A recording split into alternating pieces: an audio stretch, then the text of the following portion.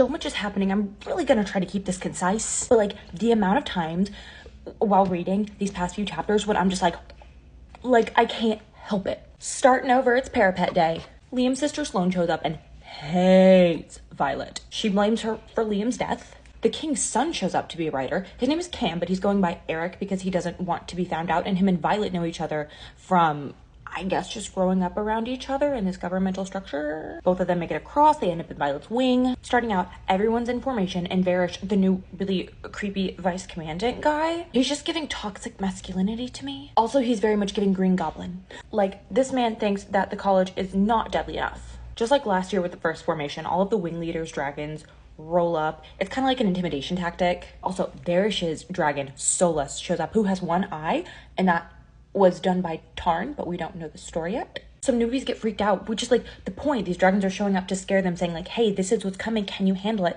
They get freaked out, they try to run back to Parapet, get out of here. Solus sees it as weakness and decides to torch them, but not only them, but tons of riders, people who didn't even run, are just incinerated. Everyone is shook, clearly, and Tarn threatens to take Solus's other eye. That all was just one chapter. Chapter 9 was rough, especially if you're a stan of Violet and Rhea. They're having their first battle brief, and of course, Violet is thinking, has anything I've ever been taught actually been true?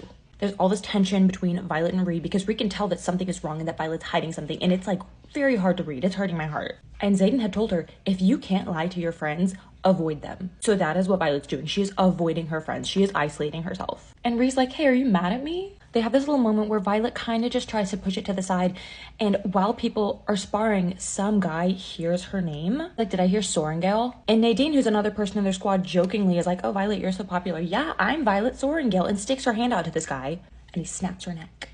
Like, it is sudden. Turns out he's an assassin, and we think he was sent by Colonel Ados, and he's trying to weed out everyone who is at Rethen for the attack. After realizing that he just killed someone who was not Violet, he's like, well, now I'm gonna try to kill her.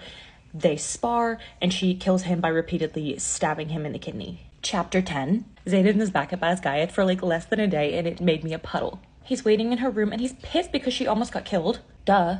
There's all this tension because her room is warded, so that way only him, her, and then anyone that she decides to bring in can enter her room. After literally no physical touching at all, he has to go.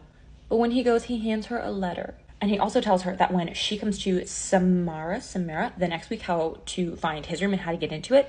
And she's like, oh, is it the same? Like, I can get in, you can get in, and then anyone you bring in. And he's like, no, just me and you.